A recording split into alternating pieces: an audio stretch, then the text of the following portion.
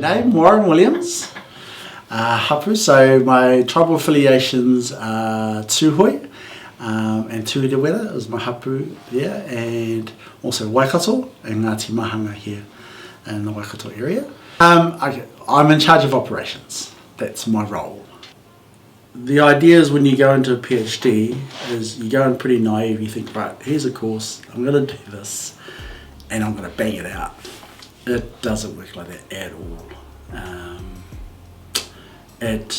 After the 3 years I thought I knew it all. By the 4th year I had to relearn everything. It was like, nah, what I thought was wrong. And by the 4th year, only then had learned things over time and said, oh, this is how it's done. And so the last 2 years was the main writing time. The first 3 years was just thinking, processing. So when I go back to my university days, there were roughly about 400 students in my degree area and maybe 20 Māori. And in the 4-year degree, the numbers dwindled. So by the 4th year, I was the only one who graduated, only Māori who graduated. There were 2 of us left. And the other person, who was a mate of mine from Gisborne, he started the year before me, and he graduated the year after me. So, yeah, and I thought, where are all the Māoris? And I figured, I know we're creative, we're innovative, why aren't they doing IT? So that was where it first started, the idea of my topic of the PhD. And then when I did my career in computing and IT over the years, again, I was in Māori environments, in IT, computing, and then leadership roles. And then one particular moment I was in what's called a Chief Information Officers Conference in Auckland. And it was the largest conference in Australasia. There was over 750 people from around Australasia who were like IT directors, C-level type managers and stuff. So of that 700 plus people, there were visibly 30 women, which was great. There were 5 Māori, that we could tell, and we all sat at the same table, and we all knew each other pretty much.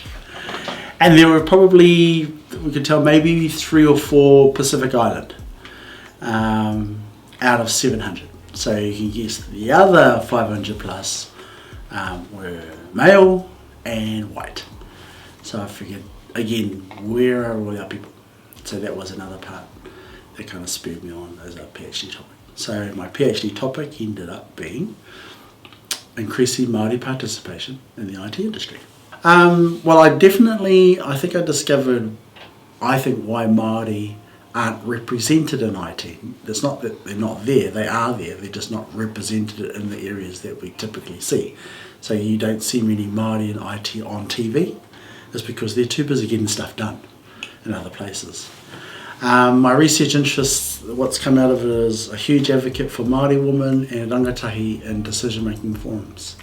So I found, I became more involved in governance, and I was asked to attend and apply and become part of advisory groups, governance. So around 2017, I was on about 5 governance groups all at one time.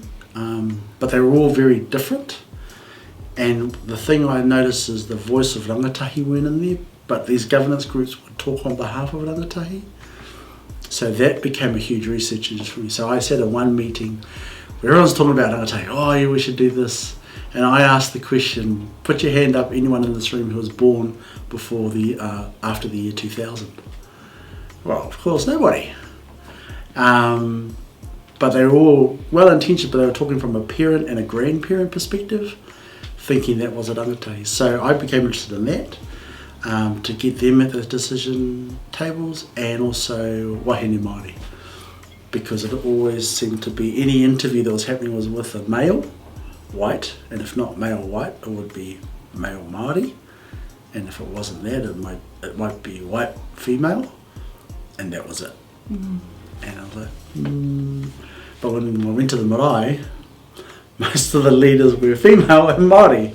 So I thought, there's something not quite. So those are the other 2 interests that my interest kind of went towards. I think it's important. So part of my PhD was the importance of role models. So I think it's important that our people see, hopefully other people who can be role models to them and say, hey, you can do it too. But also show them the challenges as being Māori, doing a postdoctorate degree or study, while managing marae life and managing whānau life and all those kind of complexities. I think it's important.